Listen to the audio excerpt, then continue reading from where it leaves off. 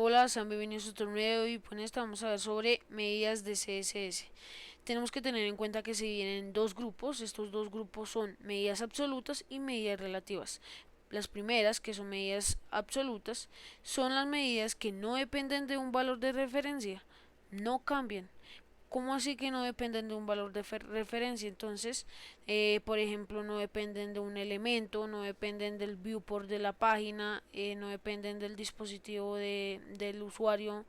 Entonces, pues es permanente, son independientes ante esto y pues entonces no van a cambiar, van a ser fijos estas medidas, ¿listo? Por ejemplo, píxeles. Los píxeles son los más usados probablemente.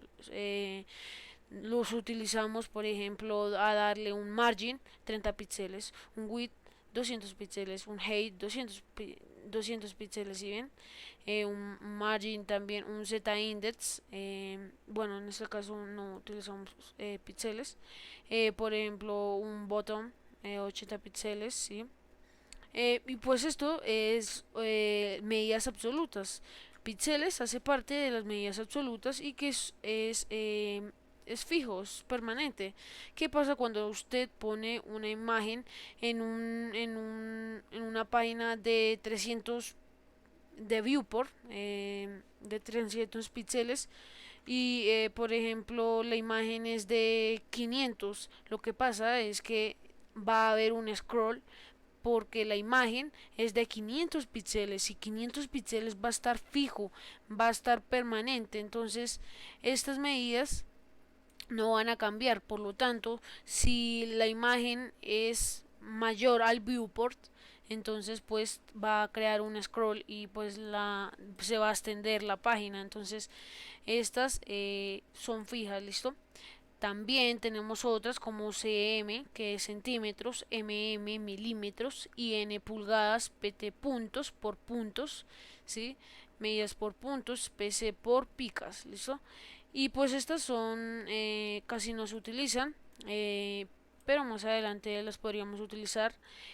También, ya esto sería lo último de medidas absolutas.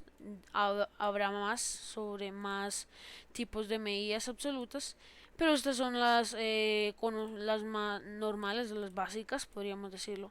Vamos a seguir con el otro grupo, el último, que es medidas relativas. Estas medidas relativas es lo contrario a que sí dependen del valor de referencia, sí dependen de un elemento.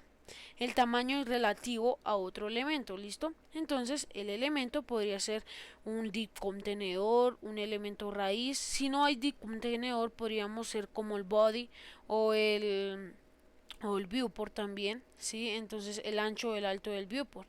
Por lo tanto, pues se va a adaptar de acuerdo al tamaño de este, ¿listo? Ejemplo de los básicos serían rem, porcentaje, ch, BW es anchura de viewport. Son las iniciales B, viewport, H, height, que es altura de viewport, ¿sí? B min, viewport, o sea, el mínimo del viewport, y máximo de viewport. Entonces pues esto sería todo, esto sería medidas relativas. Y hay una recomendación, podríamos decirlo, que esto en el caso de medidas relativas facilita la creación de webs con varias resoluciones, ¿sí? Ejemplo, cuando nosotros tenemos un celular y tenemos un computador, no lo mismo la resolución. Por lo tanto, medidas relativas se va a adaptar a este, ¿listo? Va a ayudar al usuario que, que pueda abrir esta página, esta web, por medio de diferentes pues viewports, ¿sí? Por medio de diferentes resoluciones, y de acuerdo a esta resolución, pues los divs o todos los elementos se van a adaptar, se van a personalizar.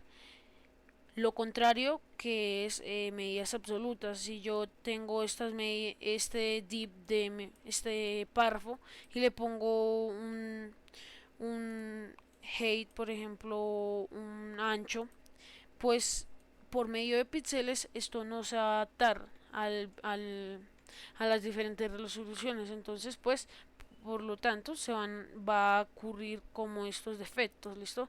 Entonces pues en este caso podríamos utilizar las medidas relativas que son como em, rem. Entonces pues nos ayudarían a este tipo, ¿listo? Espero que hayan entendido. Esto fue todo sobre las medidas absolutas y más adelante vamos a aprender pues a utilizar estas em, rem, por ejemplo. Entonces pues esto fue todo y hasta la próxima.